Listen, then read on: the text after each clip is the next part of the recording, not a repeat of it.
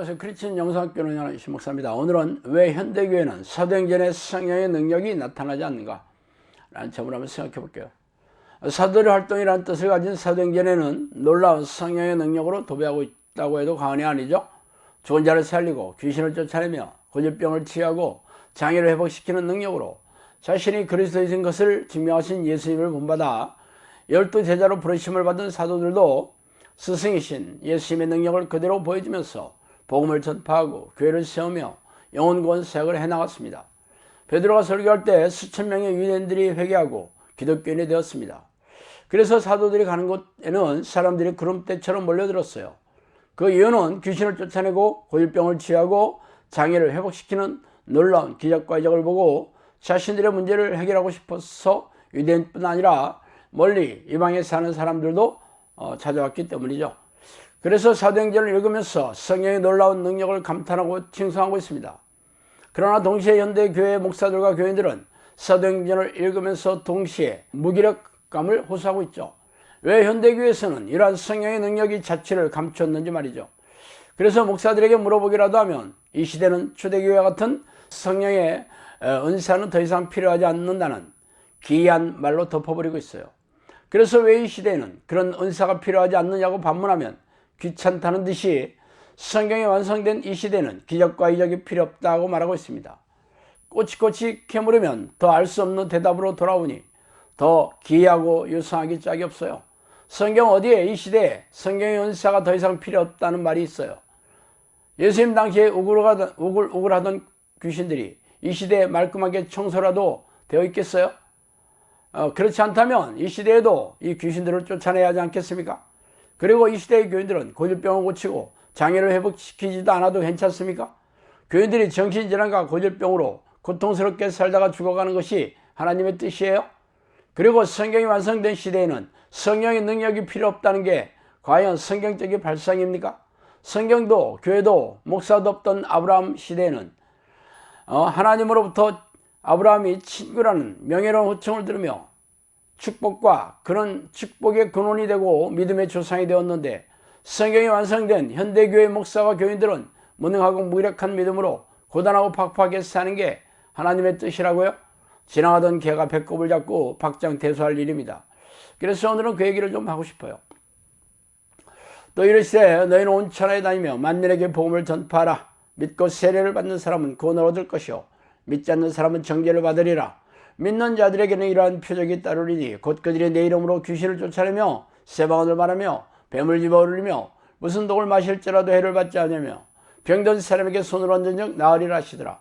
주 예수께서 말씀을 마치신 후에 하늘로 올려지사 하나님이 우편에 앉으시느니라. 제자들이 나아가 들어 전파할세 주께서 함께 역사하사 그 따르는 표적으로 말씀을 확실히 증언하시느니라. 마가복음 16장 15절에서 20절 말씀입니다. 이 예수님의 말씀은 마가복음의 마지막 장에 실려있는 구절로 예수님께서 승천하시면서 제자들에게 유언처럼 말씀하신 내용이에요. 이 얘기를 한번 올려봅시다. 모든 사람들에게 복음을 전파하여 구원을 받도록 하라는 명령은 지금도 유효하겠죠. 그렇다면 그 믿음을 인정하는 잣대도 유효하다는 게 지극히 당연하지 않겠어요? 그래서 믿음의 표적으로 귀신을 쫓아내고 마귀를 물리치고 악한 영의 공격에서 보호를 받고 질병을 고치는 능력이 나타난다고 콕 집어서 말씀하고 계시잖아요. 이 말씀을 들은 사도들과 제자들은 놀라운 성령의 능력으로 드러나는 믿음의 표적으로 예수의 말씀을 증언하고 있다는 것으로 결론을 맺고 있습니다. 그런데 복음을 전파하여 구원을 얻게 하라는 말씀과 믿고 구원받은 자들에게 나타나는 믿음의 표적이 같은 문단 아래에 있는데 어떻게 믿음의 표적으로 드러나는 성령의 능력은 이 시대에는 필요 없다고 말할 수 있겠어요? 이렇게 주장하는 것은 예수의 말씀을 자의적으로 해석하여 아전 인수식으로 비틀어 본래의 의미를 왜곡시키는 극악무도한 행위이지 않습니까?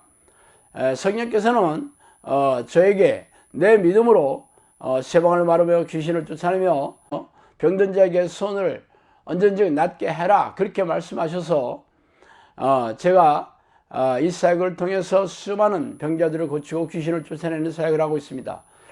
그렇다면 저만 하나님이 특별한 그런 능력을 주셨겠어요?